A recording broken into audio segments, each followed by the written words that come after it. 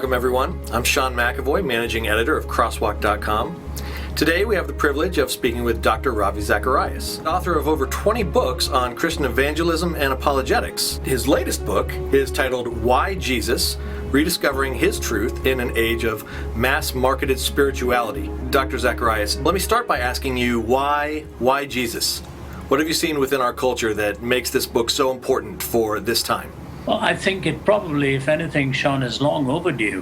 When you look back upon the last 20 years, on the heels of postmodernism, which brought in the idea of no truth, no meaning, no certainty, I think those in search for spiritual answers were beginning to struggle with the legalistic emphasis in Christendom or in religious worldviews where there was such a long list of do's and don'ts.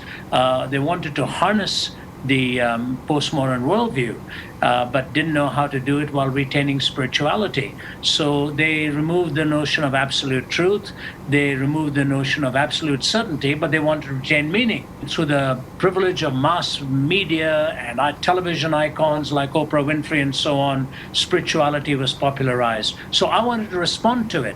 What are the strengths of it? What are the vulnerabilities? What are the weaknesses? And why is it that what they're really looking for is already there in Jesus Christ? You punch holes in the spiritual philosophies of some of America's favorite gurus, from Oprah to Deepak to Eckhart Tolle. I know several Christians who admire these individuals for their attempts at making the individual and society better. So why go on the attack? It's interesting because in many ways, they're on the attack, but it's a very subtle form. It's a passive-aggressive way of attacking. For example, Deepak Choprah's book on Jesus, he makes some astounding comments.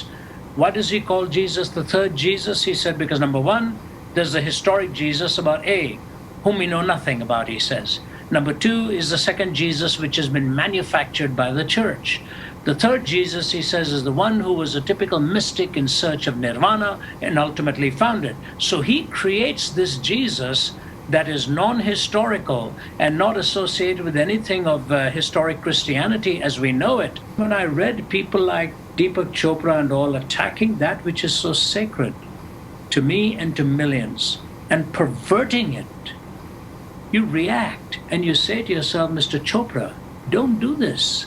If you want to be fair to us, evaluate what we really believe in its strengths, not in its abuse. So what I've done is evaluate the Eastern impact and taken the trail back and then brought them to who Jesus really is, why he is greater than mere spirituality, and why he is the one humanity is ultimately looking for to transform your hungers and your life and to help you find communion with God. You say that it would be hard to imagine a more gullible culture than that of contemporary America.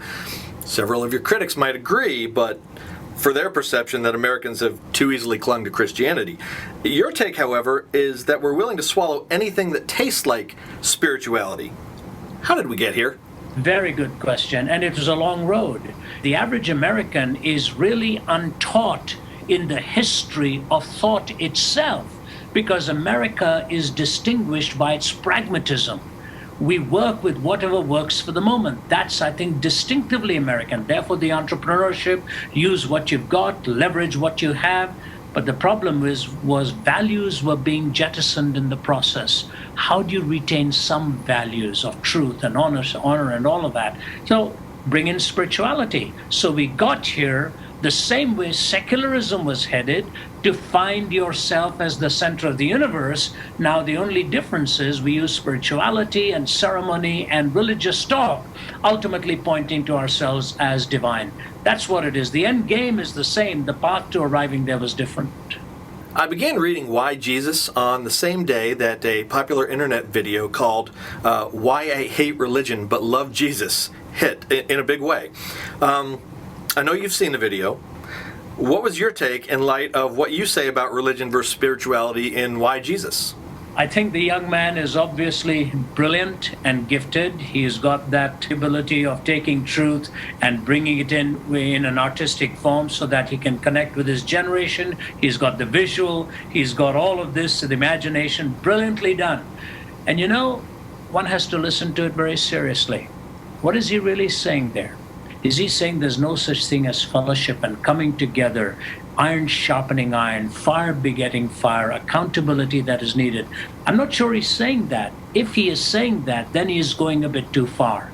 But what I think he is echoing is the cry and the scream of this generation, saying, what have you done to the beauty of grace, to the desire to belong without being hammered into the ground every time I come there?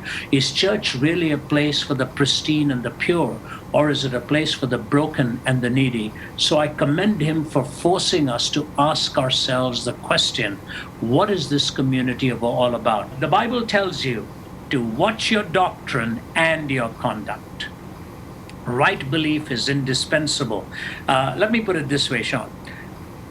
Questions are at three levels. What do you have to believe to be a Christian? The answer could be pretty brief. Believe on the Lord Jesus Christ, confess with your mouth and in your heart and so on. Or then you say, what does it mean? What does it take to belong to this church? You'll have to go a little further. There are commitments you make to a community.